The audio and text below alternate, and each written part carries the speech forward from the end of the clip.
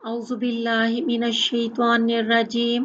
بسم اللہ الرحمن الرحیم صحیح بخاری حدیث نمبر 2971 عبداللہ بن عمر رضی اللہ عنہ نے کہ عمر بن خطاب رضی اللہ عنہ نے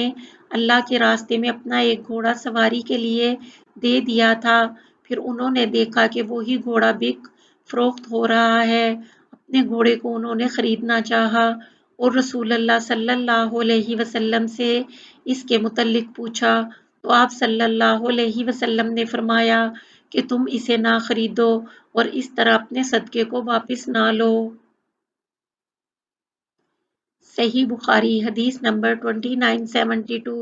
ابو ہریرہ رضی اللہ عنہ سے سنا، آپ بیان کرتے تھے کہ نبی کریم صلی اللہ علیہ وسلم نے فرمایا، اگر میری امت پر یہ امر مشکل نہ گزرتا تو میں کسی سریہ یعنی مجاہدین کا ایک چھوٹا سا دستہ جس کی تعداد زیادہ سے زیادہ 40 ہو کی شرکت بھی نہ چھوڑتا، لیکن میرے پاس سواری کے اتنے اونٹ نہیں ہیں کہ میں ان کو سوار کر کے ساتھ لے چلوں، اور یہ مجھ پر بہت مشکل ہے کہ میرے ساتھی مجھ سے پیچھے رہ جائیں۔ میری تو یہ خوشی ہے کہ اللہ کے راستے میں جہاد کروں اور شہید کیا جاؤں، پھر زندہ کیا جاؤں، پھر شہید کیا جاؤں اور پھر زندہ کیا جاؤں۔ صحیح بخاری حدیث نمبر 2973 صفوان بن یعلا نے اور ان سے ان کے والد نے بیان کیا کہ میں رسول اللہ صلی اللہ علیہ وسلم کے ساتھ غزوہ تبوک میں شریک تھا اور ایک جوان اونٹ میں نے سواری کے لیے دیا تھا۔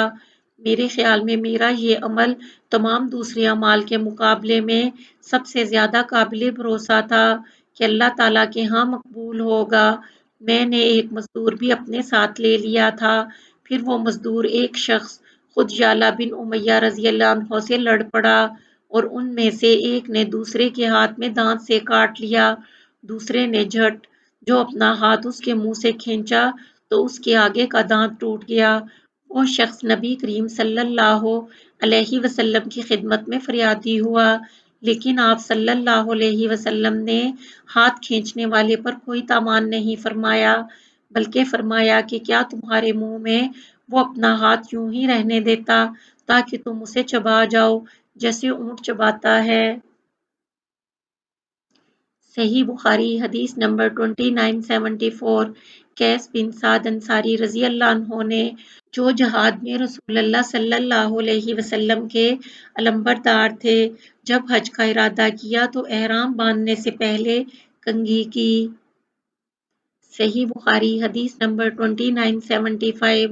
سلمہ بن اکو رضی اللہ عنہ نے بیان کیا کہ غزوہ خیبر کے موقع پر علی رضی اللہ عنہ رسول اللہ صلی اللہ علیہ وسلم کے ساتھ نہیں آئے تھے، ان کی آنکھوں میں تکلیف تھی، پھر انہوں نے کہا کہ کیا میں رسول اللہ صلی اللہ علیہ وسلم کے ساتھ جہاد میں شریک نہ ہوں گا؟ چنانچہ وہ نکلے اور آپ صلی اللہ علیہ وسلم سے جا ملے۔ اس رات کی شام کو جس کی صبح کو خیبر فتح ہوا ہے، آپ صلی اللہ علیہ وسلم نے فرمایا کہ میں اسلامی پرچم اس شخص کو دوں گا، یا آپ صلی اللہ علیہ وسلم نے یہ فرمایا کہ کل اسلامی پرچم اس شخص کے ہاتھ میں ہوگا جسے اللہ اور اس کے رسول اپنا محبوب رکھتے ہیں، یا آپ صلی اللہ علیہ وسلم نے یہ فرمایا کہ جو اللہ اور اس کے رسول سے محبت رکھتا ہے اور اللہ اس شخص کے ہاتھ پر فتح فرمائے گا۔ پھر علی رضی اللہ عنہ بھی آ گئے، حالانکہ ان کے آنے کی ہمیں کوئی امید نہ تھی کیونکہ وہ آشوب چشم میں مبتلا تھے۔ لوگوں نے کہا کہ یہ علی رضی اللہ عنہ بھی آ گئے، اور آپ صلی اللہ علیہ وسلم نے جھنڈا انہی کو دیا اور اللہ نے انہی کے ہاتھ پر فتح فرمائی۔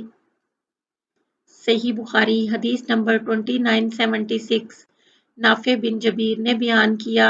کہ میں نے سنا کہ عباس رضی اللہ عنہ زبیر رضی اللہ عنہ سے کہہ رہے تھے کہ کیا یہاں پر نبی کریم صلی اللہ علیہ وسلم نے آپ کو پرچم نصب کرنے کا حکم فرمایا تھا؟ صحیح بخاری حدیث نمبر 2977 ابو ہریرہ رضی اللہ عنہ نے بیان کیا کہ رسول اللہ صلی اللہ علیہ وسلم نے فرمایا، مجھے جامع کلام جس کی عبارت مختصر اور فصیح و بلیغ ہو اور معنی بہت وسیع ہوں دے کر بھیجا گیا ہے اور روب کے ذریعے میری مدد کی گئی ہے۔ میں سویا ہوا تھا کہ زمین کے خزانوں کی کنجیاں میرے پاس لائی گئیں اور میرے ہاتھ پر رکھ دی گئیں۔ ابو ہریرہ رضی اللہ عنہ نے فرمایا کہ رسول اللہ صلی اللہ علیہ وسلم تو اپنے رب کے پاس جا چکے اور جن خزانوں کی وہ کنجیاں تھیں انہیں اب تم نکال رہے ہو۔ صحیح بخاری حدیث نمبر 2978۔ ابو سفیان رضی اللہ عنہ نے خبر دی